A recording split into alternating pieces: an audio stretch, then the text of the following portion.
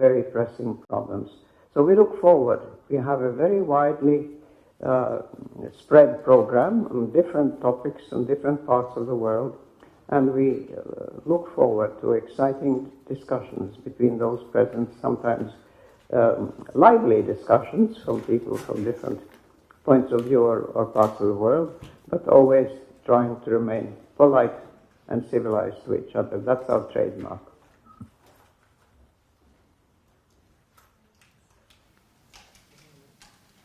Do any of our colleagues want to add anything before we ask the colleagues if they have questions?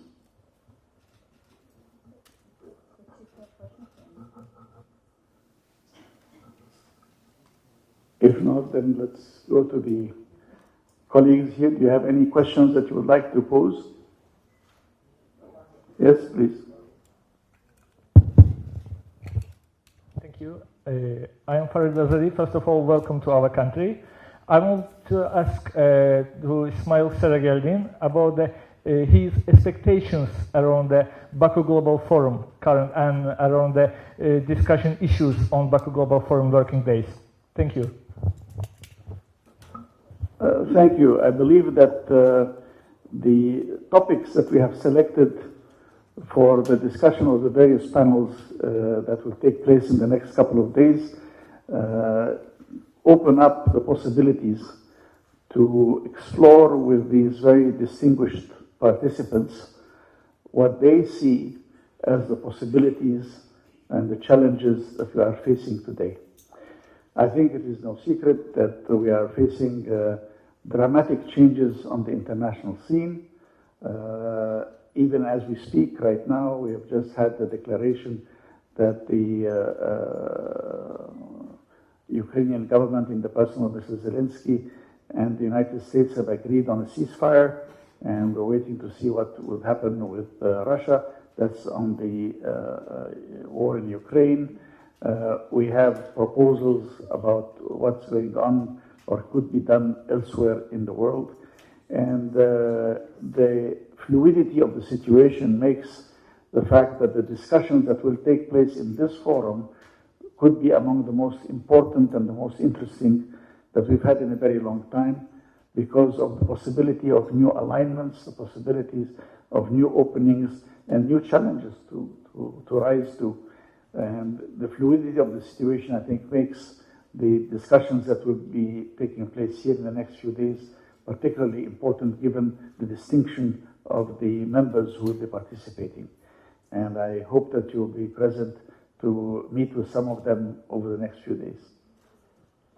If I may add perhaps a little bit on that, the program at Baku Forum is always very diverse, but very relevant and responsive to the most pivotal issues on the agenda for the global community at every year. And it happens so that right where we are in March, it almost sets the tone to what are the discussions and considerations that are upcoming later on during the year as well. We've got accustomed to the fact that for the past few years, I almost always felt that it was a historic forum in a way, from the point of view of what were the issues that we were discussing. It felt at that moment that the world was at a crossroad in terms of the development. But this year seems to be even more so at a moment of inflection and a moment of change, where there are more questions than any answers to what the future holds in terms of the global world order. And the beauty of our discussions at the forum is that we have representation from across all continents of distinguished speakers and then experts, very experienced representatives of their own countries and international organizations. And we provide the forum where discussions are open and candid. So one of the expectations that we have is that we'll have thought-provoking discussions on those issues, but at the same time, ideas that could be helpful for us to see where the solutions might be for shaping the international relations in the way that could seem more constructive based on collaboration rather than rivalries and confrontation. One of the panel discussions is an example of showcasing how things could go in the right way and work out is a panel that relates, for example, to the reconstruction of occupied regions in Azerbaijan, but then in the post-conflict situations per se, in other situations as well, and in other countries where, unfortunately, reconstruction is not yet a reality. So with this strong and shining example, I would say, in Azerbaijan, how post-conflict situation could work out in the way that batters the livelihood of the people, and then how an actual solution could be within the reach rather than a permanent froze out of the conflicts as we see in the rest of the world, is a good example to dig deeper, showcase what worked and why it worked, and then with that give a positive impetus to the discussions that not everything is in a negative space of considerations and challenges that we will be discussing, but then there are examples that could be inspiring as well. So we will have that mix in Baku Forum, but we will not shy away from issues that are very challenging and very problematic as they seem now in international relations, and for the foreseeable future maybe globally as well. Thank you. Let me just jump in and build on my colleague Eka's comments. If you look at this panel up here, we represent, 7 or 8 different countries with very unique perspectives. And if you look at the title of the Baku Forum, it's Rethinking World Order, Turning Challenges into Opportunities. And so we are dealing with things like, how do you get to peace? What does democracy look like? Middle powers, there's a whole variety of things. But I'm going to bring it back to Azerbaijan, because Azerbaijan is strategically located, if you think about it, and plays a very significant role. You not only have huge oil and gas resources, which have been used to help Europe over the last few years, you also have huge amount of renewables, wind, solar, hydro, where you could be a hub. So in addition to those big world-changing, and I come from the U.S., and believe me, I can feel it, we're also looking at those issues that are global issues that continue to need to be worked on, like climate change. And you have Azerbaijan having been for the last year on the world stage for COP29, getting bold commitments and also supporting contentious debate. We're going to have a session on what's the road look like from COP29 to COP30 to cement in the very powerful platform that came out of COP29. So in addition to these broad issues, we are also continuing to deal with really bold and big global issues like climate change, which is an existential issue. And I think Azerbaijan front and center in the past year on that. One novelty and a highlight in the program that could be mentioned is about the middle powers, the growing powers. We've never discussed in depth how the dynamics of the global relationships are changing in the way that there's more role that the countries like Turkey, for example, or Brazil or India are playing in international relations. So we will be highlighting that as well as a new way of looking into that dimension that we haven't done in the previous Baku forums. And especially in this region, and especially here in Baku, Azerbaijan, importance of regional alliances and strategic partnerships have always been highlighted as existentially important in so many ways. But then we see that the new world could be arranged in the way that it will matter across the globe in different continents much more than it would have been anticipated maybe even a couple of years ago. So it will be very interesting to see how the discussions of that panel will proceed with, and then to see how this forum will lay the foundation to look into this issue even more in the future as well. Any other questions? Could I just add one part? One thing my name's Susan Elliott, one thing I'd like to emphasize, which is an important part of this program, it's called You Speak, We Listen. And I think that the thing that has impressed me about the Global Forum is that not only do they bring together seasoned world leaders, but they also are looking to develop the next generation of leaders from around the world. So this is a selective program where they choose people who come, who spend a week here, and then they give presentations on the last day of the forum. So I'd like to just emphasize the importance of developing the next generation and what that commitment has been from the Baku Forum. Thank you. Any other questions, please? Go ahead. Hello, my name is Michael Chanov. I'm from news.ru, and my question is for distinguished representatives of Bulgaria, Serbia, Balkan countries. The question is, how do you assess President Aliyev's initiatives on regional integration and the development of transport and energy corridors? To what extent do these projects contribute to the real economic sovereignty of the countries of the region? Thank you. My name is Rosen Termeliev. I'm former president of Bulgaria, 2012-2017. Thank you for the question. We just today had a meeting with President Aliyev, and exactly brings a new dynamics in what you are pointing as a very big priority. We are very proud in Southeast Europe about our strategic partnership with Azerbaijan. We are very grateful because in a difficult moment, Azerbaijan proved to be a reliable partner, and in a moment of truth where, for example, for my country, Russia and Gazprom just stopped within a day gas supplies to Bulgaria, Azerbaijan was able to come help and develop a strategic partnership and a trusted relationship. Now this is getting a new dimension. We're going to see more of cooperation. We're going to see more of bilateral trade, and we have new projects on the table. It's transportation coming from China to Europe through Azerbaijan, the middle road, but also Turkey, Bulgaria, Serbia, and going to Central and Western Europe. And we talked a lot about that. There will be more contracts and more initiatives to come. It's a green corridor for energy. Azerbaijan is very ambitious. There were contracts already signed. Romania, Bulgaria, Hungary, and also other countries, including Georgia, are on that new project, which is going to be huge for bringing green energy to Europe. Also, there is more on digital connectivity, there is more on transportation, there is more on adding additional quantities to the Southern Gas Corridor, which is now also on the table.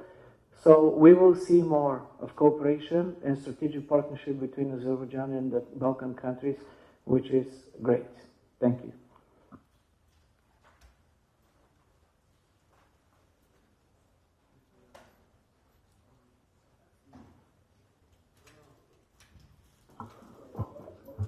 My colleague, former president of Bulgaria, Rosen Plevneliev, spoke already about that. I'm also former president of the country.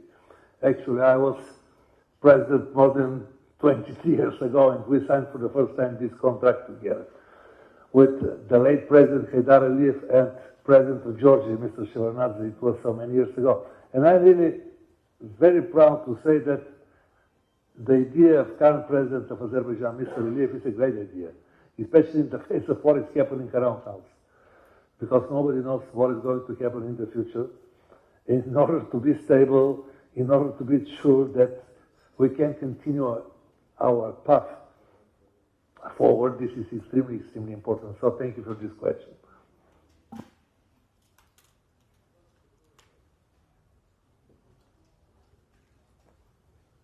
Any other questions? Anyone else wishes to, from our colleagues here, the audience? Thank you very much for being here. Thank you. Hello, my name is Nazreen Babail. I'm from Report Information Agency. So my question is to our distinguished guests about how we can make a success to realize roadmap from Baku to Berlin. Thank you.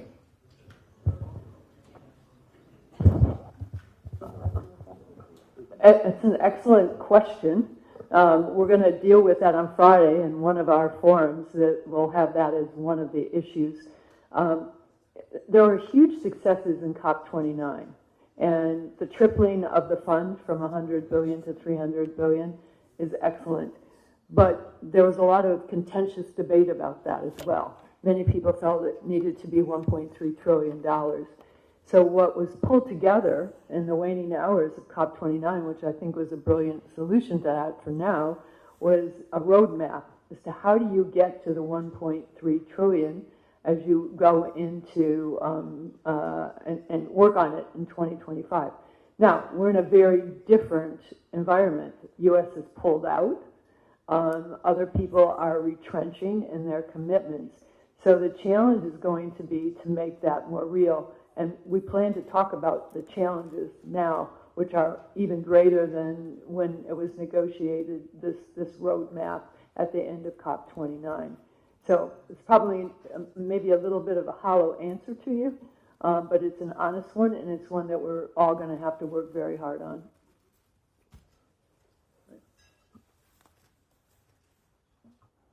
Anyone else? Colleagues? Anybody here? Yes, go ahead. Hi, I'm Aidan from Train News Agency. So my question is, what role can international financial institutions play within the forum in supporting economic stability?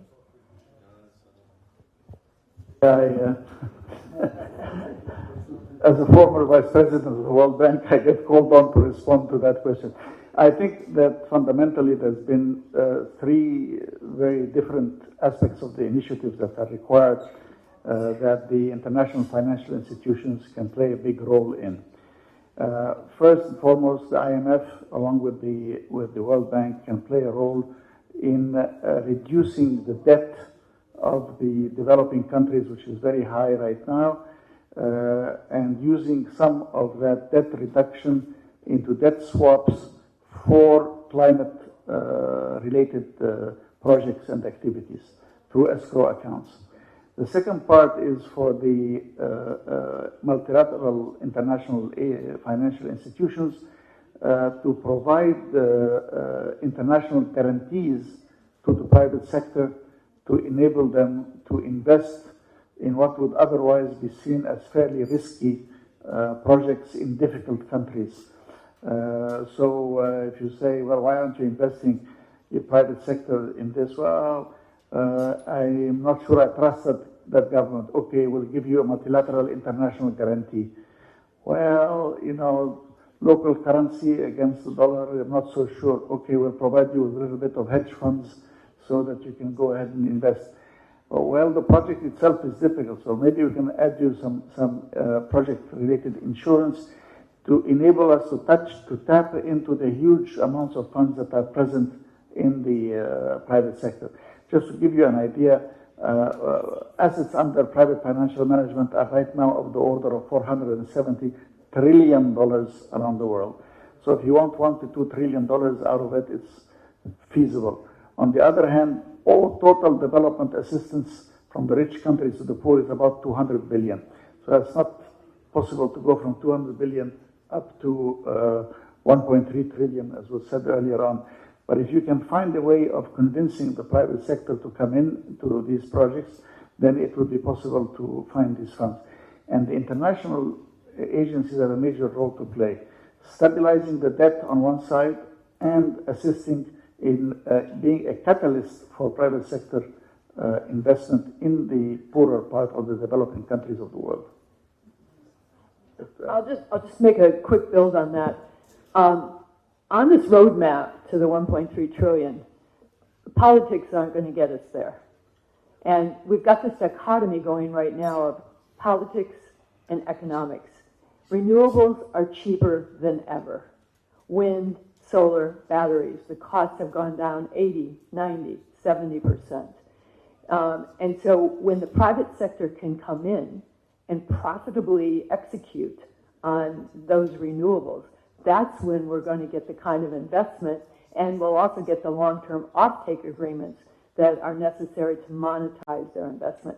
That's going to be really key, is bringing in the private sector, because it's the only way. And there were 3 or 4 initiatives signed off on at the end of COP29 that I thought Minister Babayev did a great job of bringing those in, designed to bring the private sector and engage them as well.